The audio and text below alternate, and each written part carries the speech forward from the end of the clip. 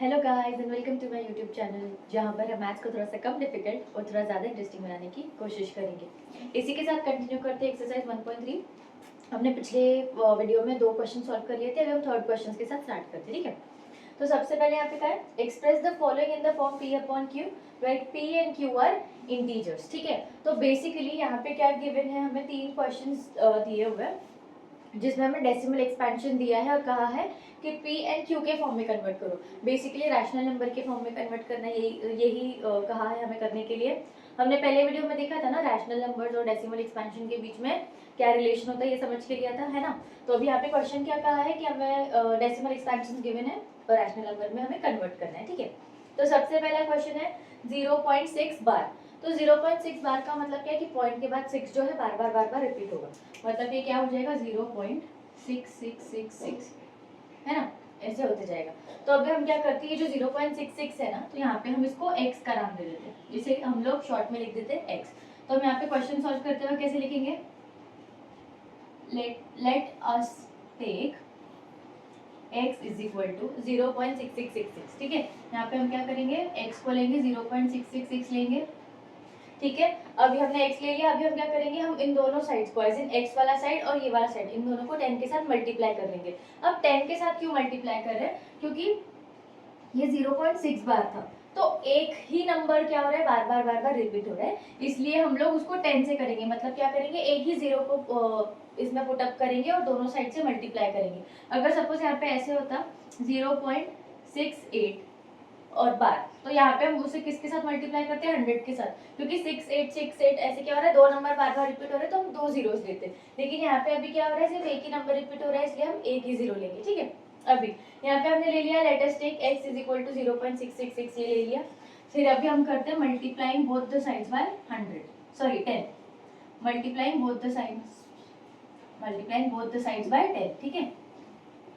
तो 10 से हम क्यों कर रहे हैं, क्योंकि क्या हो रहा है, एक ही नंबर जो है, एक ही डिजिट क्या हो रहा है, बार बार रिपीट हो रहा है।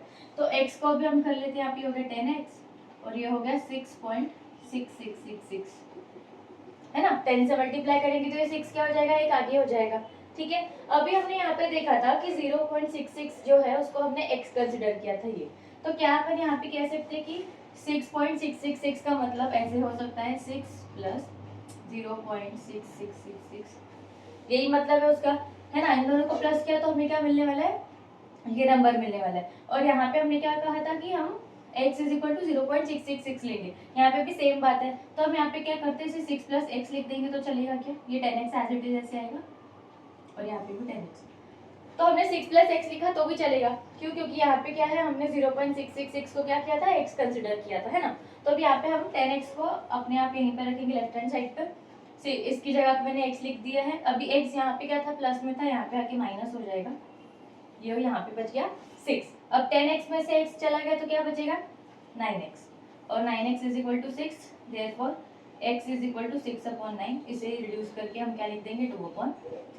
तो हमने x की वैल्यू क्या निकाल दी, यहाँ पे 2/3 निकाल दी, और हमने इस नंबर को 0.66 को कन्वर्ट करके 2/3, that is p upon q के form, where q, p and q are integers and q is not equal to 0। तो रैशनल नंबर के फॉर्म में हमने कन्वर्ट कर दिया, यही कहा था हमें करने के लिए, है ना। तो हमारे इसका फर्स्ट के आंसर क्या आ गया, इतना आंसर, और हमने रैशनल नंबर में कन्वर्ट करके उसको लिख दिया 2/3, है ना। ओके, तो अभी कंटिन्यू करते हैं सेकंड क्वेश्चन के साथ, जिसमें गिवन है 0.47 बार। 7 के ऊपर बार है, मतलब सिर्फ 7 बार बार रिपीट हो रहा है, इसका मतलब ये 0.47 जो ये ऐसे लिखा जाएगा 0.47777, सो तो 4 रिपीट नहीं हो रहा है, सिर्फ 7 रिपीट हो रहा है, ठीक है। तो अगेन यहाँ पे हम इसे x कंसिडर कर देंगे, तो यहाँ पे लिखते हैं let us take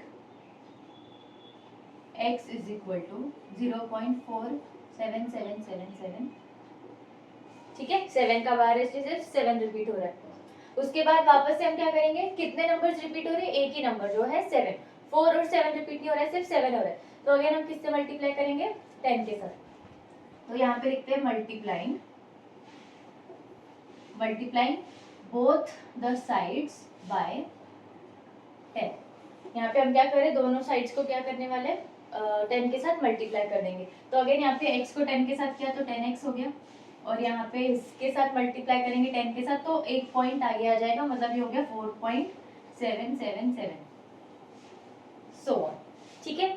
अभी यहाँ पे देखते, देखो हमने इसे 0.4777 कंसिडर किया था और यहाँ पे क्या है 4.77 है, ठीक है। तो अभी अगर मैं इस नंबर में से इसको माइनस करती हूँ तो हमें क्या मिलेगा, यहाँ पे देखते हैं 4.777 माइनस क्या है 0.4777 सो ऑन, ठीक है। तो ये 77 सारा कट हो गया तो इसका आंसर हमें क्या मिल गया 4.3 मिल गया। तो यहाँ पे क्या मैं इसे ऐसे लिख सकती हूँ, ये 10x तो ऐसे ही आ जाएगा और यहाँ पे हम लिखते हैं 4.3 प्लस एक्स। अगर मैं इसे इस तरीके से लिखती हूँ 4.3 प्लस एक्स तो चलेगा क्या, क्योंकि देखो 4.3 है, ये हमने यहाँ से फाइंड आउट किया। अभी वापस क्रॉस चेक करते हैं, हो गया 4.3 मिल गया। अब ये जो x है मतलब ये वाला जो वैल्यू था इसमें मैं ये करती हूँ 0.4777, तो हमें यहाँ पे क्या मिल जाएगा 4.7777 यही मिल जाएगा। और यही हमने किया था, मल्टीप्लाई करने के बाद हमें सेम नंबर मिला था ना। तो जब मैं यहाँ से ये वाले नंबर से इसको माइनस करती हूँ तो मुझे क्या मिल गया 4.3 मिल गया। और अब मैं यहाँ पे x क्यों ले रही हूँ, क्योंकि उससे हमारा कैलकुलेशन क्या हो जाएगा, इजियर हो जाएगा, है ना। तो सबसे पहले वापस से देखते हैं, let us take x is equal to 0.477, यहाँ पे हमने ले लिया। अब both the sides we are multiplying by 10, तो ये 10x हो गया, यहाँ पे x के साथ मल्टीप्लाई किया 10x और यहाँ पे किया तो ये 4.777 हो गया, है ना। अभी हम क्या करेंगे 10x को वापस से एज इट इज लिख के अब हम 4.7 को x के फॉर्म में कन्वर्ट करेंगे और थोड़ा सा बाइफरकेट करेंगे। तो हमने यहाँ से इसको माइनस कर दिया, ये वाले नंबर से इसको माइनस कर दिया तो हमें मिल गया 4.3 और प्लस x। तो x का वैल्यू क्या था, यही था, यहाँ पे हमने करके देख लिया, है ना। अभी क्या करेंगे, x जो था राइट हैंड साइड पे था, अभी उसे लेफ्ट हैंड साइड पे लेकर आएंगे। तो ये हो गया 10x minus x is equal to 4.3, तो 9x is equal to 4.3, therefore x is equal to 4.3/9, 4.3/9।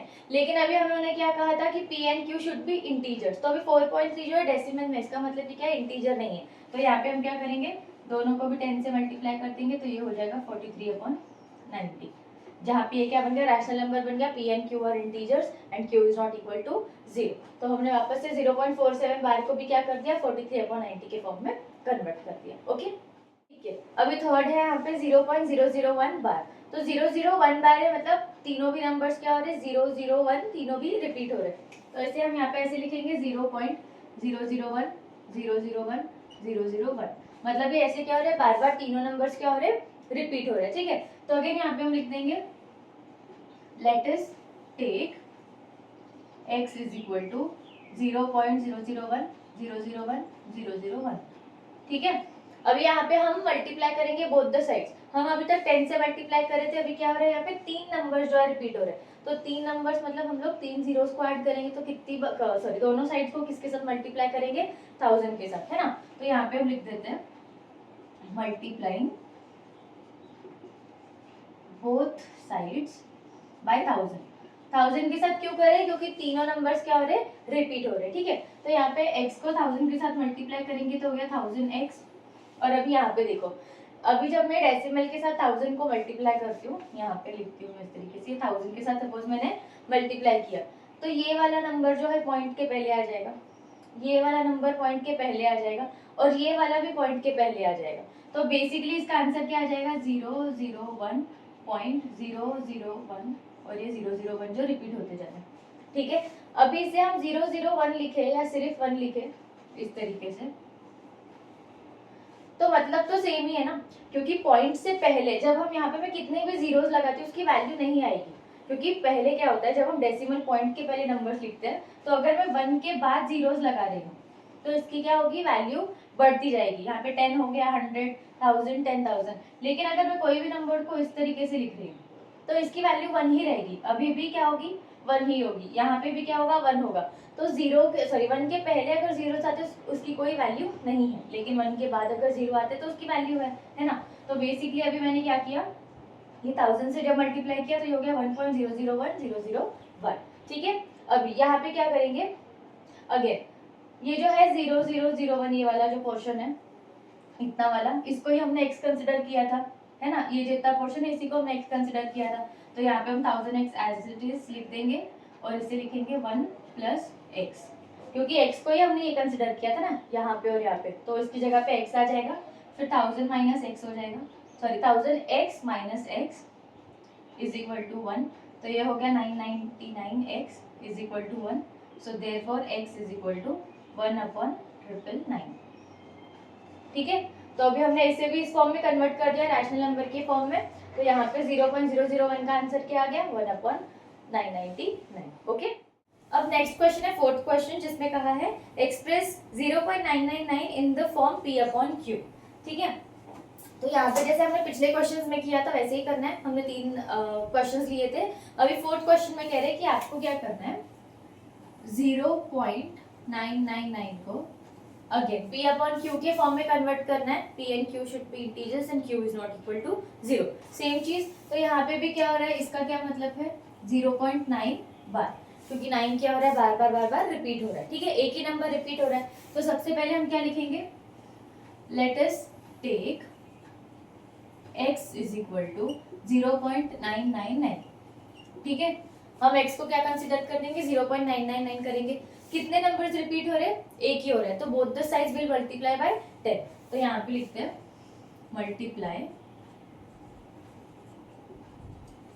Multiplying both sides by 10. किसके साथ मल्टीप्लाई कर रहे हैं हम 10 के साथ, क्योंकि एक ही नंबर क्या हो रहा है बार बार रिपीट हो रहा है. तो हम सिर्फ 0 एक ही बार लेंगे. ठीक है, तो 10 के साथ मल्टीप्लाई करेंगे दोनों को. तो ये हो गया 10x इज इक्वल टू 9.999. ठीक है, अभी यहाँ पे क्या हो गया 10x भी एज इट इज आ जाएगा. और यहाँ पे अगर मैं लिखती हूँ 9 + x, तो क्या ये चलेगा, क्योंकि x की जगह पे हमने सब्स्टिट्यूट किया था, ये था 9.9999. और यहाँ पे भी हमने x इज इक्वल टू 0.9999 ही लिया हुआ था. तो यहाँ पे 9.999 है. तो ये जो पॉइंट के बाद वाले 9 है वहां पे अगर मैंने x ले लिया तो चलेगा ना, क्योंकि यही हमने बोला था कि x को हम क्या करेंगे 0.999 कंसिडर करेंगे. तो सिमिलरली यहाँ पे क्या हो जाएगा 10x हो जाएगा. और ये वाला जो x यहाँ पे प्लस में इधर माइनस आ जाएगा, ये हो गया 9. तो 9x is equal to 9. Therefore x is equal to 9/9. तो हमारा आंसर क्या आ गया 1. है ना, इजी है. वापस से देख लेते हैं. क्या करना था 0.99 बार था, उसे हमें कन्वर्ट करना है p/q के फॉर्म में, where q is not equal to 0. तो ये पूरा कैलकुलेशन परफॉर्म करने के बाद हमारा आंसर क्या आ गया 1 आ गया. Similar to the previous question, उसमें 3 क्वेश्चंस हमें गिवन थे और अभी 4th क्वेश्चन गिवन था. तो सारे भी सिंपल है. आप एक बार खुद से भी कोशिश इसकी कर सकते हो. और आपको सॉल्ड एग्जाम्पल में भी कुछ क्वेश्चंस गिवन है, तो आप वो भी ट्राई करके देखिए. अगर जस्ट इन केस वो समझ में नहीं आ रहा है तो यू कैन कमेंट डाउन और मैं आपको वो भी एक्सप्लेन कर दूंगी. ठीक है, ओके. तो अभी 5th क्वेश्चन है, what can the maximum number of digits be in the repeating block of digits in the decimal expansion of 1/17? Perform the division to check your answer.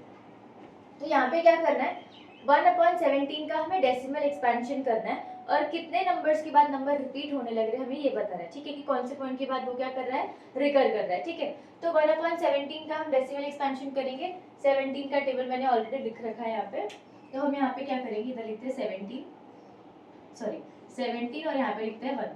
ठीक है, तो अभी यहाँ पे सबसे पहले आ जाएगा 0, क्योंकि 17 के टेबल में 1 नहीं आता. तो ये हो गया 0. यहाँ पे अगेन 1, यहाँ पे पॉइंट लग जाएगा. ठीक है, और पॉइंट लग गया तो यहाँ पे हम क्या कर देंगे 0 लगा देंगे. अगेन 17 के टेबल में 10 जो है वो नहीं आता है, तो ये हो गया यहाँ पे 0. ये 10 हो गया इधर. अगेन वापस से हम यहाँ पे 0 लगा देंगे और यहाँ पे भी क्या आ जाएगा 0 आ जाएगा. ठीक है, अब 17 के टेबल में 100 तो नहीं आता है. 100 से छोटा क्या आता है 85, दैट इज 5 टाइम्स. तो यहाँ पे हो गया ये 85. तो 100 में से 85 चले गए तो बच गया कितना 15. ठीक है, अगेन यहाँ पे 0 ऐड कर देंगे 150. 150 से छोटा नंबर आता है 136 विच इज 8 टाइम्स. तो यहाँ पे आ गया 8, ये हो गया 136. अब 150 में से 136 गए, कितना बचा 14. अगेन 0 ऐड करेंगे. उससे छोटा आता है 119, दैट इज 7 टाइम्स. तो यहाँ पे आ गया 7. 140 क्या था 140 से छोटा 136 भी तो आता है राइट. हाँ 7 नहीं आएगा, यहाँ पे 8 आएगा. सॉरी, यहाँ पे 8 जा कितना आ जाएगा 136 आ जाएगा. ये हो गया 4, यहाँ पे बच गया 0. अभी 17 के टेबल में 40 से छोटा आता है 34, दैट इज 2 टाइम्स. तो ये हो गया 34. और 40 में से 34 गए तो कितना बच गया 6. मैं यहाँ पे कंटिन्यू कर रही हूँ. अगेन 0 ऐड हो जाएगा. 60 से छोटा आता है 51 विच इज 3 टाइम्स. तो ये हो गया 3 जार 51. 60 माइनस 51 कितना हो गया 9. वापस से 0 ऐड करेंगे. फिर आएगा 85 विच इज 5 टाइम्स. यहाँ पे हो गया 85, वापस से 5 बच गया, 0 ऐड करेंगे, 2 जार 34, 2 जार 34 आ जाएगा, 50 में से 34 गए, कितना बचा 16 बचा, वापस से 160 यहाँ पे आ जाएगा। अभी 160 से छोटा क्या है 153, तो यहाँ पे हम लिखेंगे 9 जार 153, फिर यहाँ पे बच गया 7, फिर हो गया 0। अब 70 से छोटा क्या आता है 68, जो कि है 4 टाइम्स, तो यहाँ पे लिख देंगे 68, फिर ये बच गया 2, फिर हो गया 0।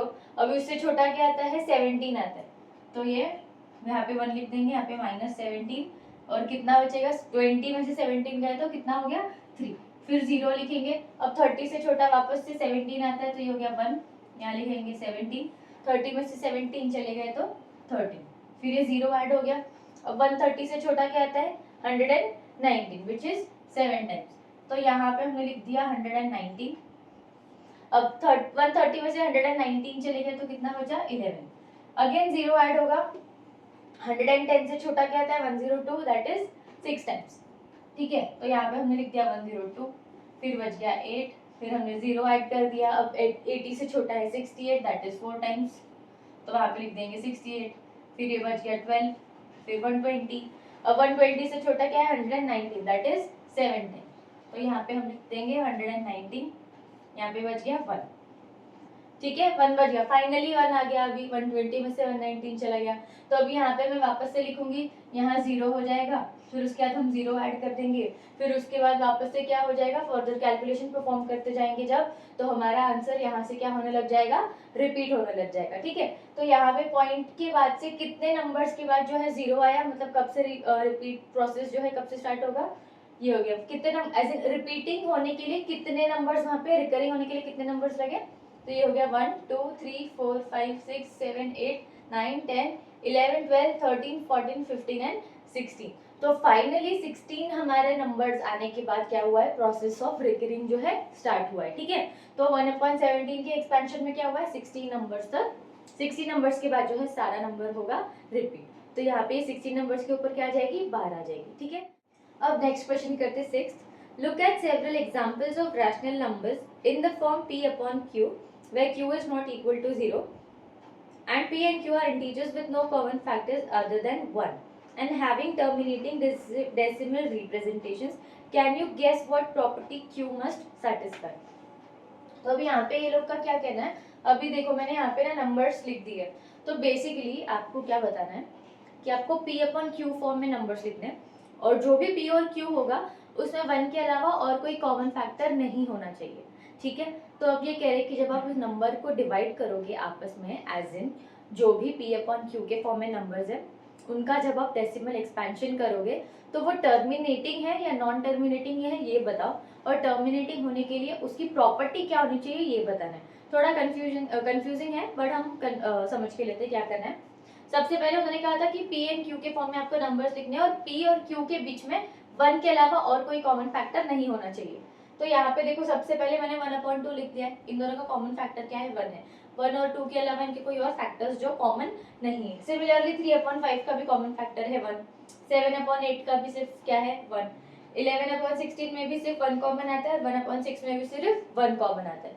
ये सबसे पहले मैंने लिख दिया, अभी p अपॉन q के फॉर्म में लिख दिया, ठीक है। अभी दूसरी चीज हम क्या करेंगे, हमने उसका डेसिमल एक्सपेंशन करके देखा, ठीक है। 1/2 का डेसिमल एक्सपेंशन किया तो मुझे मिल गया 0.5, तो ये क्या है टर्मिनेटिंग है, ये क्या है टर्मिनेटिंग है। नेक्स्ट 3/5 का भी किया तो ये क्या है 0.6, अगेन टर्मिनेटिंग है।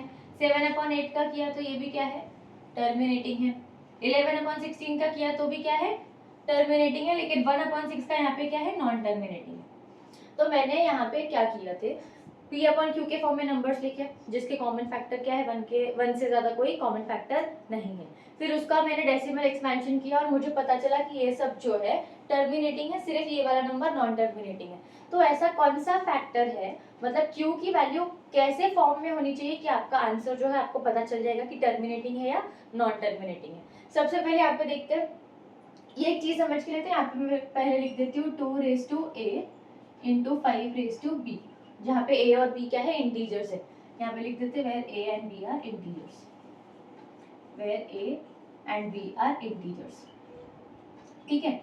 तो कोई भी नंबर के लिए कोई भी नंबर के लिए जब हम इसे p अपॉन q के फॉर्म में लिख रहे हैं, q is not equal to 0, तो q किस फॉर्म में रिप्रेजेंट होना चाहिए, 2 raise to a and 5 raise to b, where a and b are integers. देखते हैं, सबसे पहले क्वेश्चन में 1 अपॉन 2 है, ठीक है, तो नीचे जो नंबर है 2, तो क्या हम उसे ऐसे लिख सकते हैं 2 इंटू 1 एंड 5 रेज टू 0, क्योंकि 2 रेज टू 1 मतलब ये 2 हो गया और 5 रेज टू 0 मतलब 1 होता है, तो ये 2 हो गया मतलब आंसर। तो यहाँ पे भी 2 था और ये भी 2 था, है ना।